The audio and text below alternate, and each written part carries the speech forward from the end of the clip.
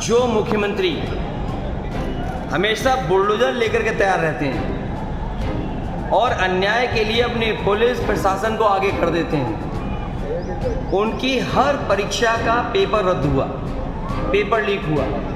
और ये paper leak हुए नहीं हैं, सरकार ने जानबूझ करके कराए जिससे नौकरी न देनी पड़ जाए। जब भी सरकार में आएंगे अग्निवीर व्यवस्था हमेशा हमेशा के लिए ख़त्म हो जाएगी।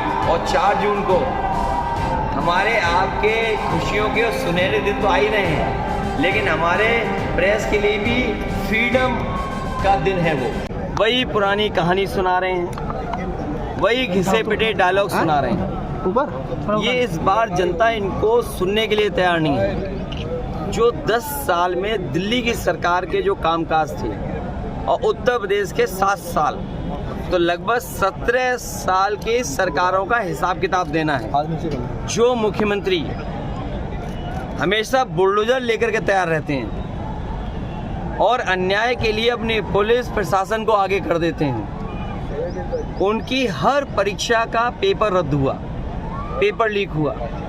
और ये पेपर लीक हुए नहीं हैं, सरकार ने जानबूझ करके कराए जिससे नौकरी न देनी पड़ जाए। नौजवान पूरी ईमानदारी से इनके खिलाफ खड़ा दिखाई दे रहा है। और मैंने नौजवानों को हर सभा में कहा है कि आपके 10 साल नहीं खराब हुए हैं, आपका 1/3 जीवन इन्होंने खराब किया।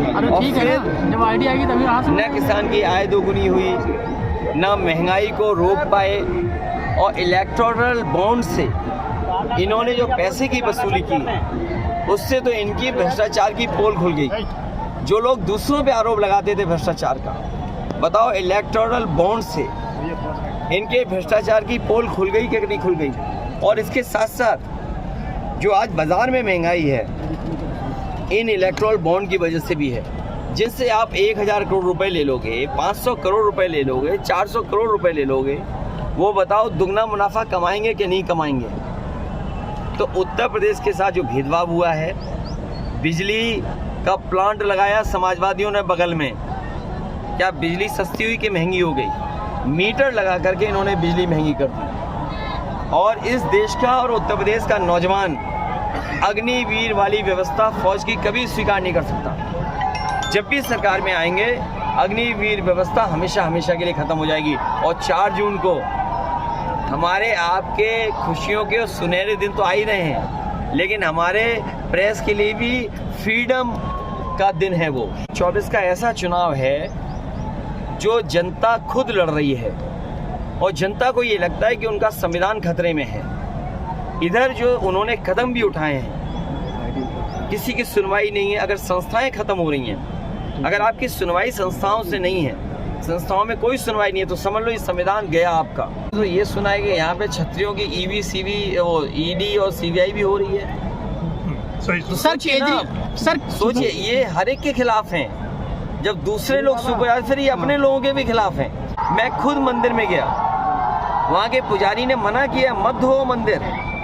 पुजारी मना कर रहे, पंडित जी उस मंदिर के मना कर रहे मत धो, लेकिन बीजेपी वालों ने बताओ मंदिर धोया। क्या इसे पूर्वांचल के नौजवान नौकरी चाहते हैं। आज भी अगर फौज में और पैरामिलिट्री फोर्स में और पुलिस में अगर आप हिसाब किताब लगाओगे नंबर्स का, तो सबसे ज़्यादा पूर्वांचल के नौजवान हैं जो सीमा की रक्षा पे जा रहे हैं या पैरामिलिट्री में जा रहे हैं। यूपी में आप कितनी सीट?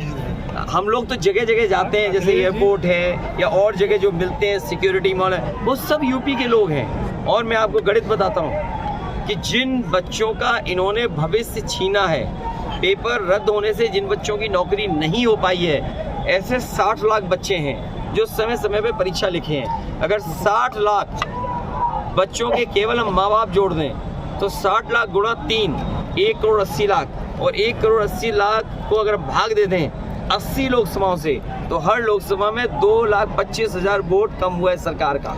79 सीटें समाजवादी पार्टी और इंडिया गठबंधन जीत रहा है। एक क्यूटो में लड़ाई है।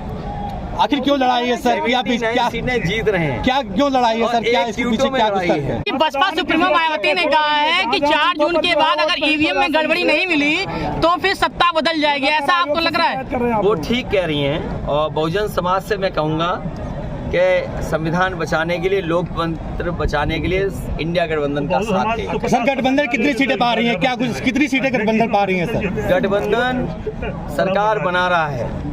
योगी जी कह रहे हैं 400 पार कराओ, काशी मथुरा मंदिर पाओ, फिर मंदिर की ये आपके जो मुख्यमंत्री हैं वो उल्टा पुल्टा मुख्यमंत्री हैं। 46 में 56, एक टांग पे योगा, देखा था आपने? कहते हैं हम सुबह 4 बजे सो के उठ जाते हैं। अरे भाई 4 बजे सो के उठते हो, योगा करते हो, तो जब एक टांग पे खड़े हुए तो पूरे देश और दुनिया ने देखा कैसे डगमगा रहे। सर विपक्ष आपको सजा 400 पार, उन्हें गणित नहीं आता है। अब 400 पार बीजेपी का जो नारा है उसका इंटरप्रिटेशन नहीं कर पाए। इंटरप्रिटेशन ये है कि 543 में 400 पार, तो बची कितनी? 43। तो 143 बची है, तो कितनी हुई 143? 400 के पार 143 बची है आपकी। क्या आपको लग रहा है कि 140 करोड़ जनता इन्हें 140 सीटों के लिए भी तरसा रही है। अच्छा, आपको शहजादे करके संबोधित करती है, तो इसके पीछे क्या कुछ रीजन? शहंशाह यही कह सकते हैं। अभी कल अखिलेश जी आप ही के द्वारा आरोप लगाया गया था कि प्रशासन के दम पर वोट की कहीं ना कहीं बाधित किया जा रहा अरे है। हमने अपनी आंखों से देखा कन्नौज में, तुमने नहीं देखा? टीवी नहीं देखते हो? अभी कल थैंक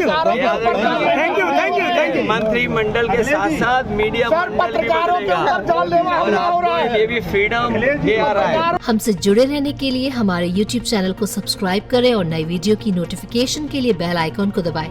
अगर आप ये वीडियो Facebook पर देख रहे हैं तो लाइक जरूर करें और ज्यादा से ज्यादा शेयर करें। धन्यवाद।